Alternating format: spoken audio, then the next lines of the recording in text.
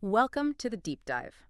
We sift through the noise, find the gold, and bring you insights from sources you've shared. Today, something that makes, well, pretty much everyone nervous, public speaking.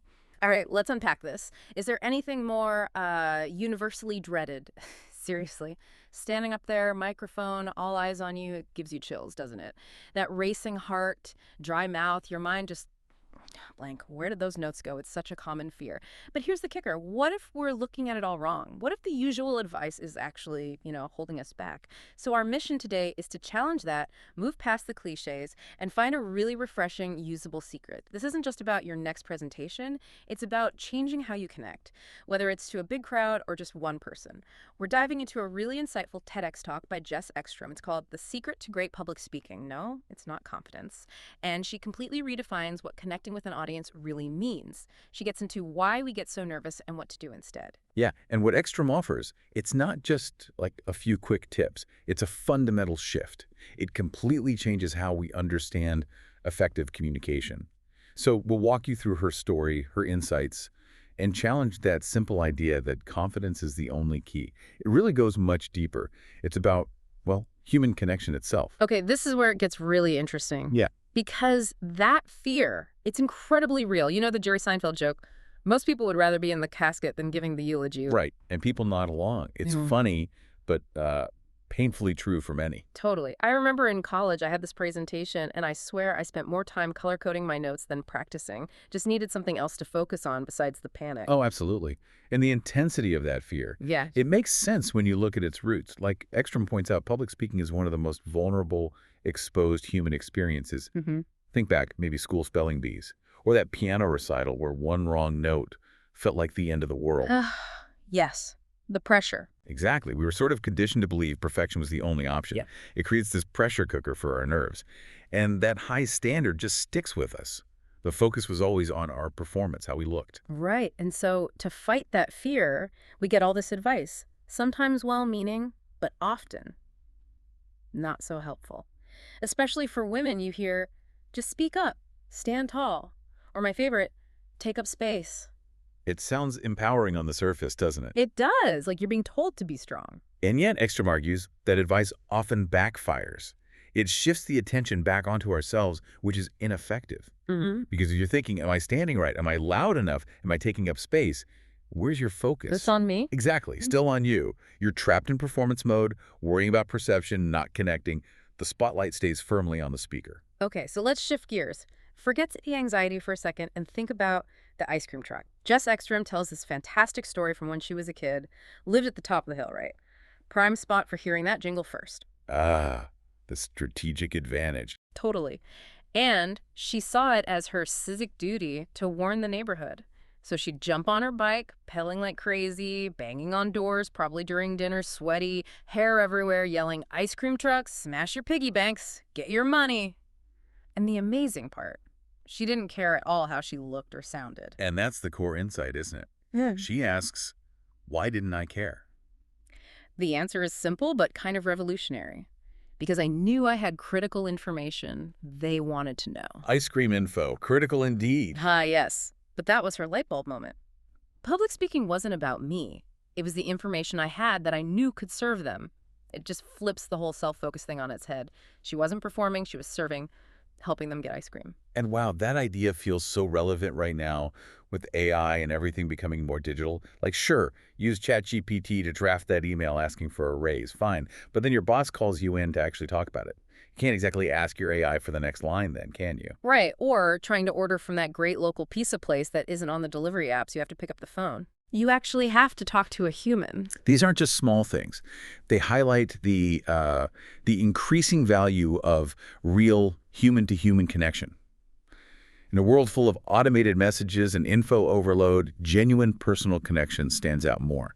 Public speaking, in all its forms, a big presentation, a client meeting, even just a heart-to-heart, it's like the fuse that brings us all together. The fuse. I Yeah. like that. Yeah, and it's the gateway to opportunity.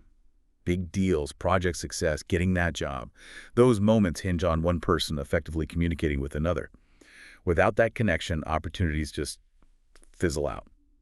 Okay, let's tackle another big myth, the idea of the great public speaker. What do we picture? Usually someone who loves being the center of attention, right? The loudest one in the room, big personality. Maybe someone with an incredible dramatic story. Exactly. Saved a whale, climbed Everest blindfolded while juggling kittens. You Oh, know, the type. right. And that leads to this wrong idea that extroverts are great speakers and introverts aren't. I've heard that so many times. It feels really limiting. It's such a common misconception. And Ekstrom herself is the perfect counterexample. She says she's a deep introvert, yet her whole career is built around public speaking, keynotes, teaching it globally. Wow. So personality type isn't the key. Not at all. Her own success proves it's about something else entirely. And she's really open about her own early struggles, her flop experiences. She admits she used to think speaking was about convincing people that you deserve to be there, proving her worth. How did she try to do that? She just fire hose them, as she puts it, list her resume, awards, press, name drop someone famous, trying to show how important she was. Oh, I think we've all seen that happen. You sit there politely while someone reads their CV aloud. Yeah, and you're thinking, okay, great credentials, but what's the point here for me? Exactly. And Ekstrom figured out why that approach just wasn't landing. Yeah. So she says the pressure to be impressive creates fear within ourselves, lack of authenticity in our delivery, and drives a wedge between the speaker and the listener. Drives a wedge. That's powerful.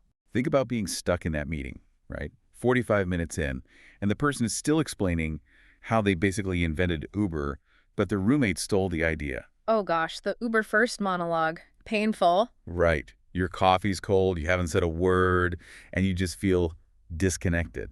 That need to impress actually pushes people away. It's draining. That describes it perfectly. Yeah. And it leads right into her big realization.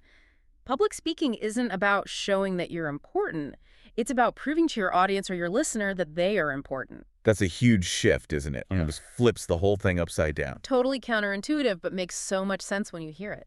And what's really powerful is how this reframes why we're even communicating in the first place. She tells another great story. She tripped walking onto stage once, and apparently everyone got a quick flash of her Spanx. Oh no, mortifying. You'd think.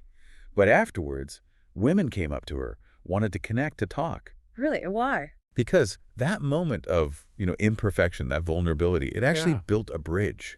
It didn't break the connection. It proved her point. Being relatable doesn't make you unreliable. It makes you a great speaker that is wired for connection. Wow. So it's not about being flawless. Not at all. It's about being human, showing you understand them. Okay, so after all this, what is the secret then? If it's not confidence, what is it? Ekstrom says it comes down to one simple but really profound question. Where are you shining your light? That one question, that's the core distinction. Yeah, she says it changes absolutely everything. And she breaks it down into what she calls the two types of public speakers. First, there's the spotlight speaker. Spotlight, okay. For the spotlight speaker, the light is shining on you. Their mind is filled with public perception. They're asking, how do I look? How do I sound? Do they like me? Am I smart enough? And it's all internal, performance-based. Which sounds like what most of us think public speaking is. Exactly. And Ekstrom says, look, it's not your fault if that's you, because that's what we've been conditioned to believe. We're taught to polish and project. Okay, so that's the spotlight. What's the other type? The other type is the lighthouse speaker. And this speaker does something fundamentally different. They shift the light from themselves to their listener. Ah, okay, so outward focus. Completely. So while the spotlight speaker asks, what does everyone think of me? The lighthouse speaker asks, what does everyone need of me? What do they need from me? That's a radical difference. It totally reframes your purpose. The lighthouse speaker isn't a performer, they're a guide, shining a light for the audience. Their energy goes into providing clarity, value, help, not into achieving personal perfection. And the benefits of being a lighthouse, they seem huge, not just feeling less nervous, which is great. Right, the pressure's off you, so yeah, less anxiety. But you're also going to be way more impactful, aren't you? Your audience feels seen, served. Absolutely. Yeah. When you're genuinely focused on what they need, you listen better, you adapt your message, you connect more deeply. It becomes a real exchange, not just a show. Much better for everyone. And think about it. We would all rather be guided by a lighthouse than a spotlight. Yeah, a spotlight can be blinding. A lighthouse helps you find your way. Exactly. So true likability as a speaker doesn't come from being perfect. Yes. It's not about fake confidence either. It comes from when you have a clear understanding of what your listener needs and a rooted belief in what you know that can help. It's about trust, value, Service, not just being admired. Building bridges. Precisely. Building bridges, not just putting on a show.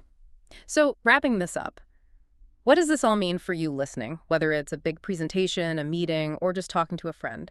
It means the real secret isn't about forcing confidence or being perfect or even getting rid of nerves completely. It's about that powerful shift from focusing on yourself to focusing on your audience, moving from how do I look to what do you need?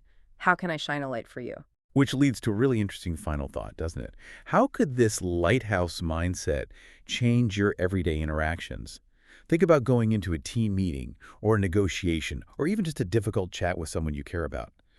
What if you started by asking, what do they really need from me right now? Hmm. How might shifting your light, your focus from yourself to them? How might that change your communication, deepen your connections, maybe even open doors you hadn't seen before? It's about more than just speaking, isn't it? It's about really, truly connecting. Exactly. Wow. Really powerful, transformative ideas from Jess Ekstrom. Truly redefines connection. Thank you so much for joining us on this deep dive. We hope you take this idea of being a lighthouse and see how it feels in your own conversations. Start today. We'll catch you next time.